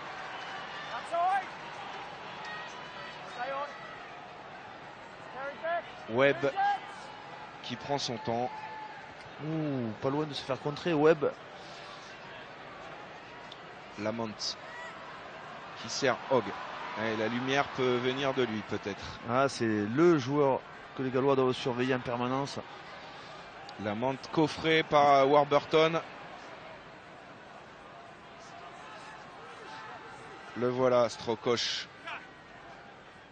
Ouais, bon retour intérieur de Laidlaw pour servir Hamilton. Allez, les Écossais doivent mettre du volume dans leur jeu. Il a allongé la passe pour Hogg. Les espaces, le petit coup de pied à suivre, chargé par Liam Williams. Intervention de Monsieur Jackson. Il y aura déjà pénalité à l'endroit où Liam Penny a réceptionné ce ballon. Non, non, même non, pas. non. Ah non, il donne le marque, l'arrêt de volée à l'arrière gallois. Ah, il prend des décisions. Et Hogg s'est replacé sans brancher. A pu transmettre à Russell, qui revient dans le fermé. Conserve le ballon. Laidlaw avec Ford. Ouais, bien plaqué par Baldwin. Plus à l'aise les Gallois aujourd'hui que face aux Anglais. Hein. Oh oui, la valise superbe de Bennett. Il n'y a pas beaucoup de soutien. Il navigue, il cherche. Personne en hauteur, personne n'a réagi. Malheureusement pour les Écossais, lorsque Bennett a feinté la passe, ça fait la différence. Allez, c'est pas terminé, il y a un surnombre. Oh, faut faire la passe extérieure. Encore. Il a oublié. Il avait Stuart Hogg dans le couloir. Ouais, Visser qui a été un petit peu gourmand sur ce coup-là. C'est pas terminé pour les Écossais. Il faut absolument marquer maintenant pour relancer ce match. Jim Hamilton qui en remet une couche là auprès. Et tout le public de Murrayfield qui pousse maintenant. Cowan arrive pour se saisir de ce ballon. 5 mètres à faire encore pour les Écossais. Et l'épreuve de force aussi imposée avec la percussion de Dickinson. Ah, ils sont à 3 mètres les Écossais. Manque toujours un petit peu de puissance pour faire ce mètre supplémentaire. Les Gallois très présents physiquement sur la zone. Ouais, avec Charteris qui a renvoyé Cowan. Laidlaw peut-être avec Johnny Gray. Ah, c'est dur pour les Écossais lorsqu'ils jouent à une passe. Ils ont besoin de trouver un peu d'espace. Russell qui a tenté de passer les bras pour Bennett. Matt Scott s'est jeté sur ce ballon. Avantage en cours. Laidlaw va négocier le fermé pour Cowan. Le voilà peut-être. L'essai, il reste encore un mètre. Ballon éjecté qui revient sur Hamilton. Il y aura de toute façon une pénalité pour l'Écosse. Est-ce qu'on est toujours dans l'avantage? Non, c'est terminé, vous avez entendu Monsieur Jackson, 10e phase de jeu. Et pour l'instant les Gallois qui tiennent avec la défense de Warburton. Et on tente de travailler un ballon porté côté écossais. Ah, les Écossais ils ont besoin d'un peu plus d'espace, un peu plus de vitesse pour faire la différence. Laidlaw pour Rosford. Oh là là, c'est dur pour eux le jeu une passe. Et il est tout seul là. Ouais, avantage. Il y aura une pénalité. Jamie Roberts sanctionné par Monsieur Jackson. Et Fabien, il manque un petit peu de réalisme, hein, les Écossais. Ils ont eu des occasions, vous le disiez, en première période où ils avaient cassé 2 fois la défense. Et là encore une fois, un 2 contre 1 mal négocié. Oui, mais ils ont des problèmes justement pour finir les coups lorsqu'ils perdent de la vitesse. À plusieurs reprises, ils ont terminé leurs actions à 5 mètres de la ligne et derrière pour relancer le jeu, pour retrouver de l'espace. C'est difficile physiquement. Alors qu'ils jouent cette pénalité à la main. Eh oui, 10 points de retard, il faut marquer un essai le plus rapidement possible. Il faudra marquer 2 fois de toute façon. Hein. Laidlaw qui sollicite Strokosch. Cowan avec Matt Scott peut-être pour percer la défense galloise, mais ils tiennent bon pour l'instant les Rouges. Laidlaw. C'est dur pour les Écossais. Ils souffrent de la comparaison. C'est un mot annoncé par Monsieur Jackson. Il faut que le ballon sorte pour les Écossais. Il est là. Il va être joué. Il faut qu'il prenne un peu de profondeur, un peu de distance.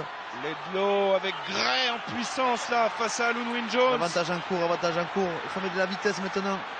Ledlow pour Sean Lamont, c'était l'option du fermé choisie par le demi-mêlée capitaine de cette équipe d'Écosse. Et à l'image de la fin de première mi-temps, il pilonne cette ligne d'essai sans pouvoir.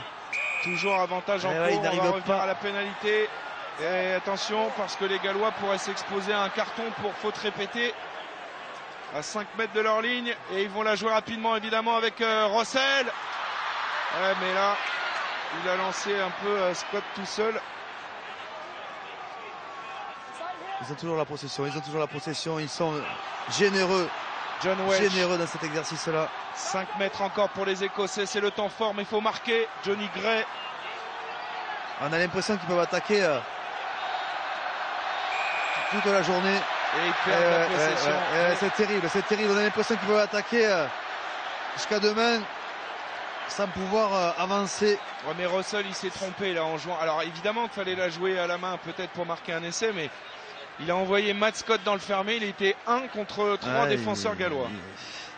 C'est aussi un aveu de faiblesse, un manque de puissance certain. Ils ont besoin d'espace, ils ont besoin de.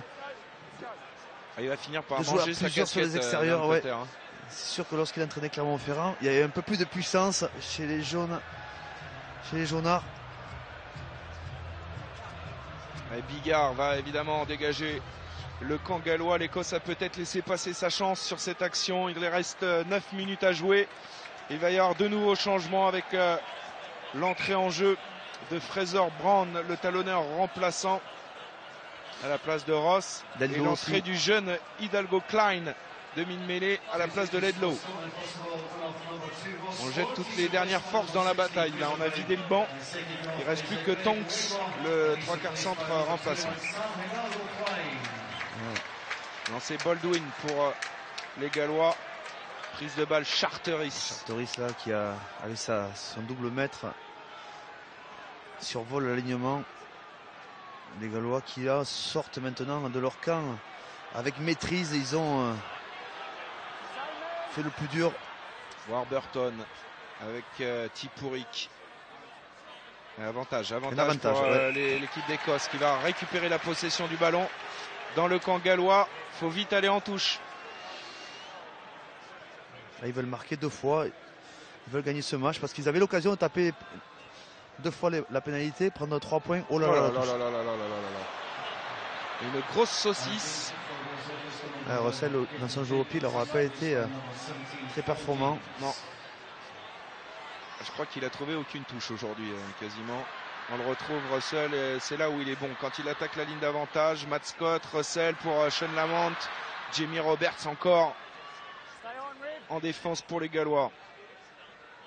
Gray a pu servir Strokosch. Hidalgo Klein, Russell avec la percussion de Fraser Brown. Et ils essayent de gratter les ballons, mais ils ne sont pas sur leurs appuis. Ils ont sifflé les Écossais sur ce jeu au sol. Ah oui. Je croyais qu'il avait sanctionné le Gallois. Ils ont du mal sur les zones d'affrontement, sur les zones de collision, à prendre l'avantage sur le physique gallois. Et derrière, il ne faudrait pas qu'Alfeni ou la prenne pour finir d'assommer. Non, il va chercher la touche. Ouais, avec Bigard pour garder la possession, parce que si jamais Alfeni la prenait et la ratait, ça offrait un ballon de relance à... Sûrement, ils se sentent forts. Les Gallois avaient le ballon à l'image de cette deuxième mi-temps où ils ont pilonné avec du jeu à une passe autour de la zone de ruck la défense écossaise. Ils ont diminué physiquement les Écossais pour les faire lâcher. Lancer Scott Baldwin alors que dans quelques instants Mike Phillips va entrer en jeu. Il n'a pas été contrôlé ce ballon par les Gallois. Bon ballon à négocier avec Russell qui a pu servir Matt Scott. Oh, avec Hogg encore une fois qui déchire le rideau. Le retour et peut-être l'essai écossais qui va relancer ce match. Va-t-il avoir les cannes? Non, mais c'est pas terminé. Magnifique. L'essai de Bennett, que dit Monsieur Jackson. Oh, il refuse cet essai pour un en avant. Oh, qu'est-ce qu'il était beau cet essai. Qu'est-ce qu'il était beau. Alors il donne une pénalité. Il prend des décisions rapides. Hein. Ouais, Vern Cotter qui hoche la tête. Il n'en revient pas. Et encore Hogg qui a fait la différence. Alors, ils ont des attaquants. Fabien, il a pénalisé un plaquage haut sur Hidalgo Klein, qui derrière avait commis un en avant, donc il revient à la pénalité pour l'Écosse. 5 minutes à jouer et l'Écosse vraiment à chaque fois à 2 doigts de marquer. Hein. Ah ouais, dès qu'ils ont des espaces, les Écossais, dès qu'ils peuvent se lancer et jouer après 2-3 passes, ils font la différence. À l'image de Hogg qui élimine Davis sur ses appuis, remet intérieur. Je pensais qu'il allait finir le coup extérieur. Non, il va revenir intérieur. Et derrière on n'a pas le ralenti. Il y avait plaquage haut. On revient à cette action parce qu'elle est importante, mais le ballon porté n'a pas pu se structurer côté écossais. Et derrière, les Gallois récupèrent une nouvelle possession. C'est terrible de ne pas concrétiser les temps forts. Elle est séduisante, hein, cette équipe d'Écosse, mais elle ne finit pas les coups. Ah non. Et dès qu'ils arrivent à 5 mètres, alors là, ils sont impuissants. Ils ont besoin d'espace, ils ont besoin de se lancer pour exploiter leur vitesse, leur qualité gestuelle. Je me pose encore la question, pourquoi Hidalgo Klein n'a pas pris l'extérieur? Il est revenu intérieur, il semblait manquer peut-être de jambes. On va le revoir. Voilà, pourquoi reprend-il l'intérieur? Et là on va voir ce plaquage haut. Et derrière, il lâche le ballon. Est-ce qu'il y a vraiment en avant sur cet axe-là? On ne pourra pas se faire une idée. Certain qu'il y en a en avant. Le voyons. Là, on va voir. Ah bah. Non, on verra pas. Il faut que le réalisateur apprenne un peu à caler ses images au bon endroit, parce que là, c'est difficile. Philippe s'est rentré à la mêlée. La manœuvre. Warburton, le capitaine, qui conduit tranquillement le paquet gallois. C'est rentré le molle, donc il n'y a plus de demi-mêlée.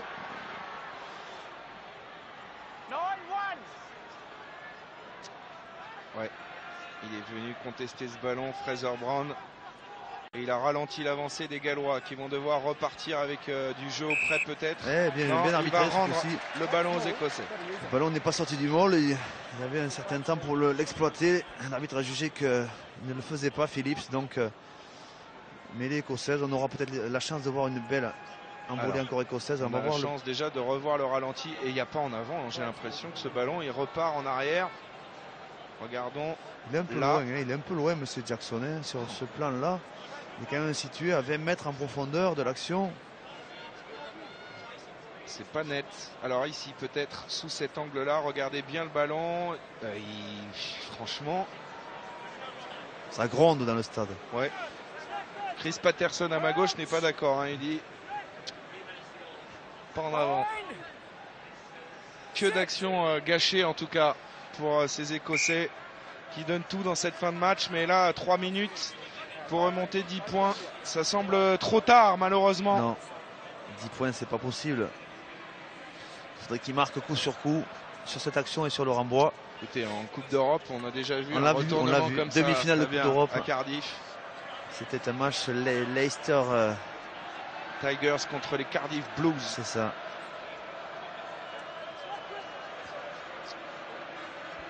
C'est dur. Il y aura des choses à dire après ce match et Vern Cotter nourrira encore des regrets. C'est une mêlée qui n'est pas stable. Pénalité pour l'Écosse. On se chamaille entre 9 ou entre 21 puisque ce sont les demi-mêlées remplaçants. Hidalgo Klein et Mike Phillips. On va aller chercher la touche. Russell, là, il va la trouver quand même. Oui. Ouais. Mais le chrono qui continue de tourner, moins de 2 minutes de baroud d'honneur des Écossais. Et ce 10-0, Fabien. 10-0 encaissé en 3 minutes. Ça leur a fait mal. En fin de première mi-temps, c'est exactement l'écart qu'il y a entre ces deux équipes. 10-0 plus un carton jaune. Ils n'ont pas digéré.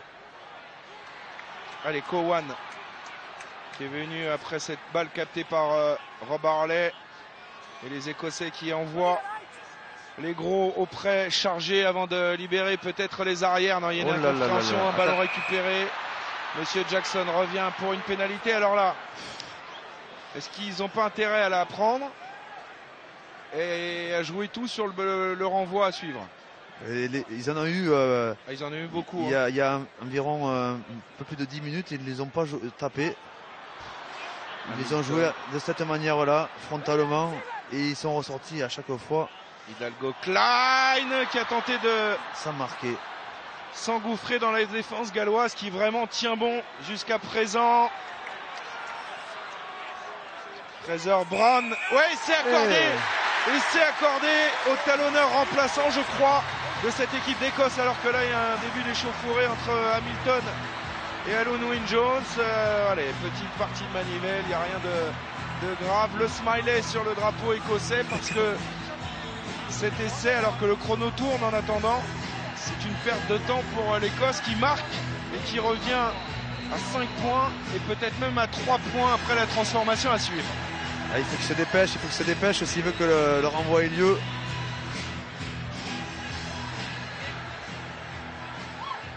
Ça nous aura l'occasion peut-être d'assister à une dernière relance écossaise.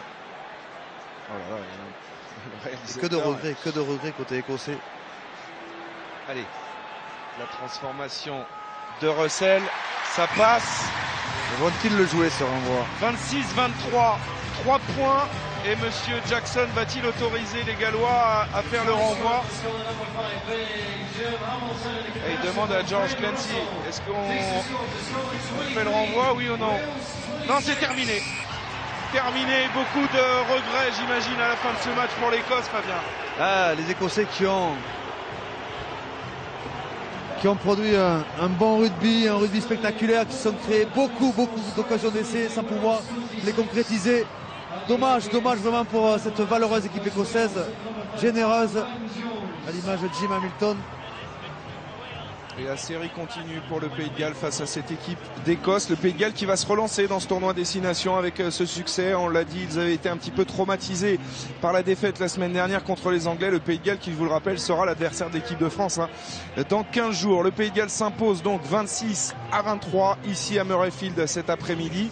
Alors vous restez bien avec nous maintenant parce que Stade 2 est à suivre en direct de Marcoussis, la Maison Bleue où nous attend Céline Géraud. L'équipe est en train de se mettre en place. Autour de Céline, il y aura Raphaël Ibanez, Clémentine Sarlat, Kader Boudaoud pour le foot. Donc vous restez bien sur France 2. Dans quelques instants, Stade 2. Le Pays de Galles s'est imposé cet après-midi face à l'Écosse 26-23. Petite page de pub et on ouvre Stade 2. À tout de suite.